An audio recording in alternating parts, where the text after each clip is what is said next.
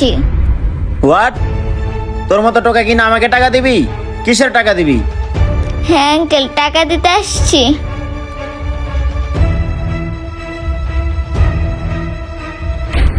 দেখেন আঙ্কেল, এই টাকাগুলো আপনার না? আরে এগুলো তো আমারই টাকা। এই টাকাগুলো তুই কোথায় পাইছিস? হ্যাঁ আঙ্কেল, একটু আগেই তো আপনি এই টাকাগুলো ময়লার সাথে আমার শরীরে ফালাই দিয়ে আসছেন, তাই তো আমি আপনাকে এই টাকাগুলো দিতে আসছি। কি বলো তুমি এসব?